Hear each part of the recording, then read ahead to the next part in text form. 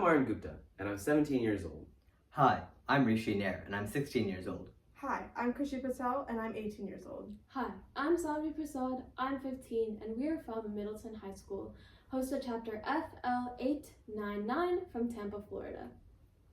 Imagine a substance that is seemingly indestructible.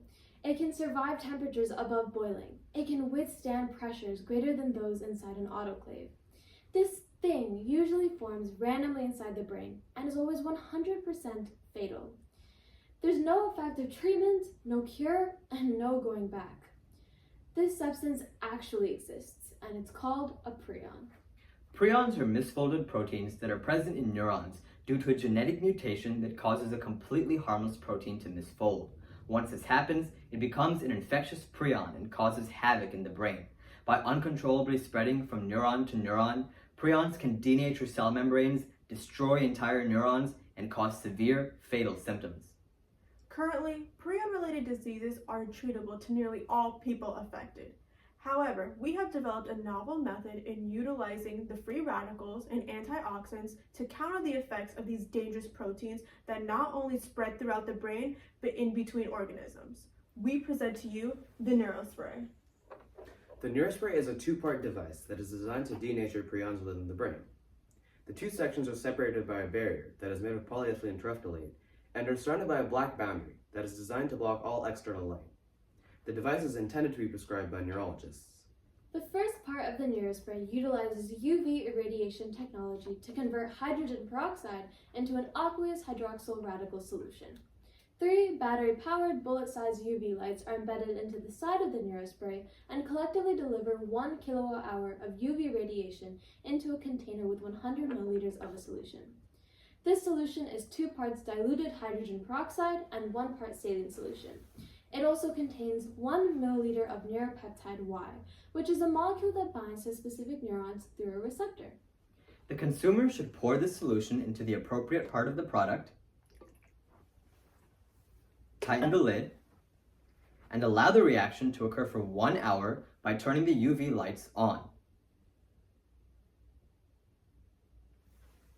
Afterwards, the lights are turned off to stop the reaction. The consumer should then spray the solution an appropriate number of times into each of their nostrils as prescribed by their neurologist. The hydroxyl radical enters the brain via an olfactory bulb and begins reacting with the prion plaques that are present in between neurons. The free radicals are able to denature most of the external protein buildup and reduce damage in the neurons. Additionally, the neuropeptides present in the spray bind to the receptor of the neurons, allowing the free radicals to enter the neuron and reduce damage. Measures have been taken in order to ensure consumer safety while using the device. The hydrogen peroxide is diluted into a 7% solution and is combined with a 0.9% saline solution in order to reduce irritation to the nose while using the spray. Furthermore, this prevents the nasal epithelial cells from being destroyed while using the product. 2 hours after the free radical solution is delivered intranasally, the patient should pour 80 milliliters of water into the antioxidant section of the device, alongside 20 grams of a prescribed pectin powder. Pectin is a substance found in fruits and plants and is rich in antioxidants, which are the natural inhibitors of free radicals. This antioxidant delivery eliminates any leftover hydroxyl radicals in order to prevent unnecessary damage to healthy neurons. Since pectin is soluble, the resulting solution will be antioxidant-based and is designed to eliminate any excess free radicals that are present in the brain. Just like the free radical section of the NeuroSpray, the consumer should spray the solution into each of their nostrils an appropriate number of times as prescribed by their neurologist. Denaturing all proteins and prion-infected neurons and completely inhibiting their function is the only way to gradually ensure that prions stop spreading. It's nearly impossible to specifically target prion proteins within individual neurons, and even if that could be achieved, the neurons would be so damaged to the point where it wouldn't be able to function properly. Research published in the American Association of Pharmaceutical Scientists Journal has shown that intranasal delivery of neuropeptides is much faster than other methods, including intravenous injections, with uptake times as low as 1.5 hours. Furthermore, research done at the University of Chicago has shown that free radicals react with prions at a much faster rate than normal neurons. This leads to a 40% effectiveness rate within 2 hours. The NeuroSpray costs approximately $35 to manufacture. This comes from $15 for the internal polyethylene containers, $4 for the lights, $2 for the finger sprays, $4 for the external lightproof boundary, and roughly $10 for product assembly.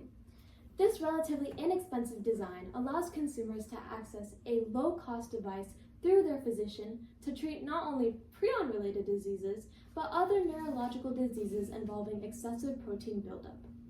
In terms of training and career implications, the NeuroSpray is designed to be prescribed by a neurologist who would first be educated on the chemical reaction that occurs between the hydrogen peroxide and UV light within the free radical section of the product.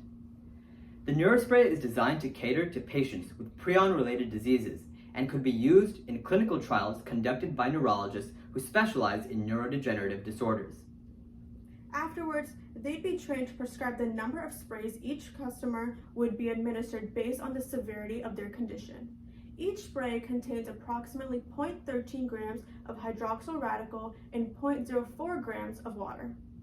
The NeuroSpray holds many promises for the future of the medical industry by denaturing prions using a method similar in principle to chemotherapy.